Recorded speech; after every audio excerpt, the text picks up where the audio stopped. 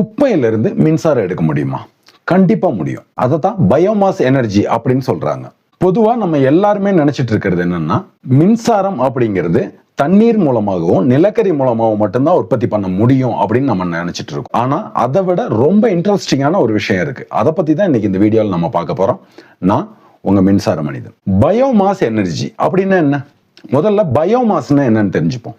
Biomass அப்படின்னா உயிரினங்கள்ல இருந்து கிடைக்கிற பொருட்கள்.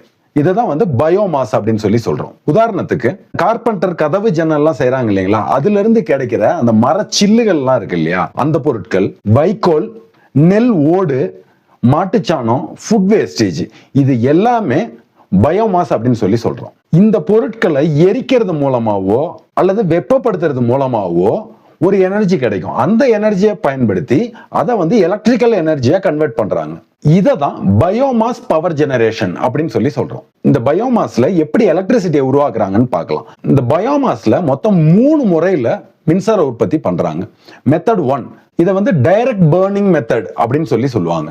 அதாவது வைக்கோல், கரும்பு சக்கை, நெல்லுமி, மரக்கட்டைகள் இது எல்லாத்தையும் எரிக்கிறது மூலமா கிடைக்கிற வெப்பத்தை பயன்படுத்தி நீரை ஆவியாக்கி அந்த நீராவியை ஒரு ஸ்டீம் டர்பைனுக்கு கொடுத்து அந்த ஸ்டீம் டர்பைனை ரொட்டேட் பண்ண வைப்பாங்க. அந்த ஸ்டீம் டர்பைன் ரொட்டேட் பண்ண வைக்கும்போது அதுல இருந்து ஒரு ஜெனரேட்டர் கப்பல் பண்ணிருப்பாங்க. அந்த ஜெனரேட்டர் சுத்தி அதுல இருந்து நமக்கு எலக்ட்ரிசிட்டி கிடைக்குது. இது சாதாரணமா தெர்மல் பவர் ஸ்டேஷன்ல எப்படி எனர்ஜி உற்பத்தி பண்றாங்களோ அதே மெத்தட்ல உற்பத்தி பண்ணுவாங்க. ஆனா இதுல நிலக்கரிக்கு பதிலா பயோமாஸை பயன்படுத்துறாங்க. மெத்தட் 2, இந்த மெத்தட் 2 அப்படிங்கிறது இன்னும் சுவாரஸ்யமான ஒரு விஷயம்.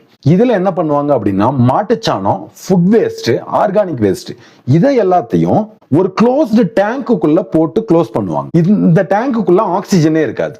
இப்ப இந்த டேங்குக்குள்ள பாக்டீரியா ரியாக்ஷன் நடந்து இதுல இருந்து மீத்தேன் கேஸ் ப்ரொடியூஸ் ஆகும். இதை பயோகேஸ் சொல்றாங்க. இந்த கேஸை டைரக்டா நம்ம குக்கிங்க்கு கூட பயன்படுத்திக்க முடியும். ஆனா பயோமாஸ் பவர் ஜெனரேஷன்ல இந்த கேஸை என்ன பண்றாங்க அப்படின்னா, ஜெனரேட்டருக்கு ஃபியூயலா ஃபீட் பண்றாங்க. இந்த கேஸை ஜெனரேட்டர் இந்த கேஸை ஃபியூயலா எடுத்துக்கிட்டு ஜெனரேட்டர் ரன் ஆக ஆரம்பிக்குது.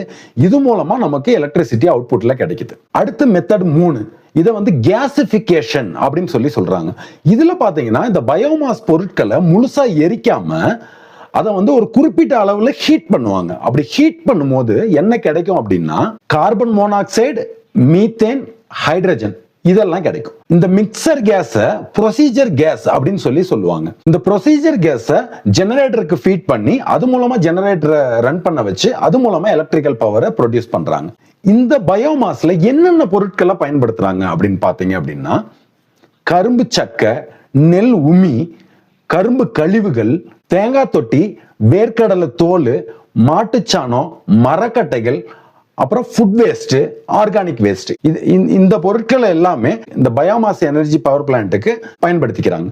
சர்க்கரை ஆலைகள்ல கரும்பு ஜூஸ் எடுத்த பிறகு அதுல கிடைக்கிற சக்கைகளை எரிப்பதன் மூலமாகவும் இந்த பயோகேஸ் எனர்ஜியை பயன்படுத்த முடியுது. அதுல கிடைக்கிற சக்கைகளை எரிப்பதன் மூலமா கிடைக்கிற வெப்பத்தை பயன்படுத்தியும் இந்த எலக்ட்ரிசிட்டியை உற்பத்தி பண்ண முடியும். சில சுகர் ஃபேக்டரிஸ்ல அவங்களுக்கு தேவையான பவர் ஜெனரேஷனை கரும்பு சாறு எடுத்து மிச்சமான சக்கைகளை பயன்படுத்தியே அவங்களுக்கு தேவையான பவரை ப்ரொடியூஸ் பண்ணிக்கிறாங்க. தமிழ்நாட்டில் சில இடங்கள்ல சுமாரா ஒரு 10 இடங்கள்ல இந்த பயோமாஸ் பவர் பிளான்ட் போட்டிருக்காங்க. இந்த பயோமாஸ் அப்படிங்கிறது ரினியூவபிள் எனர்ஜில ரொம்ப ரொம்ப ரொம்ப முக்கியமான ஒரு சோர்ஸ். சரி, இப்ப இதோட நல்லது கெட்டதை பத்தி பார்ப்போம். இதோட அட்வான்டேஜஸ் என்ன அப்படின்னா, விவசாயம் இருக்கிற வரைக்கும் இந்த பயோமாஸுக்கு தேவையான மூலப்பொருட்கள் நமக்கு கிடைச்சிக்கிட்டே இருக்கும். ஃபுட் வேஸ்ட், அக்ரிகல்ச்சர் வேஸ்ட் இதெல்லாம் கொண்டு போய் குப்பையில போடாம இதை திரும்ப ரீயூஸ் பண்ணி அது மூலமா எனர்ஜியை நம்மளால ப்ரொடியூஸ் பண்ணிக்க முடியும். ஒவ்வொரு கிராமப்புறங்கள்லயும் ஒரு சின்ன அளவிலான ஒரு பயோகேஸ் பவர் ஜெனரேஷன் பிளான்ட்டை ஈஸியா நம்மளால நிறுவ முடியும். சரி, இப்போ இதுல இருக்கிற டிஸ்அட்வான்டேஜஸ் என்னென்னு பார்க்கலாம்.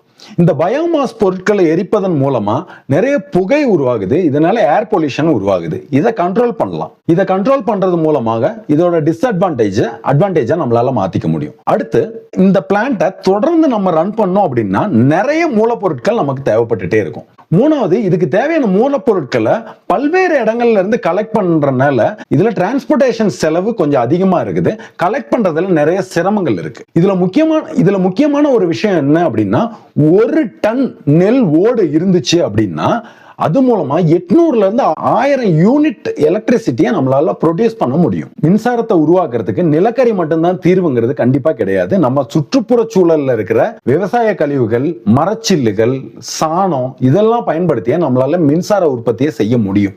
இந்த வீடியோ உங்களுக்கு ரொம்ப யூஸ்ஃபுல்லா இருக்கும்னு நான் நம்புறேன். யூஸ்ஃபுல்லா இருந்தா வேற என்ன நான் உங்ககிட்ட கேட்க போறேன்? உங்களோட சப்போர்ட் மட்டும்தான். நான் உங்க மின்சார மனிதன்.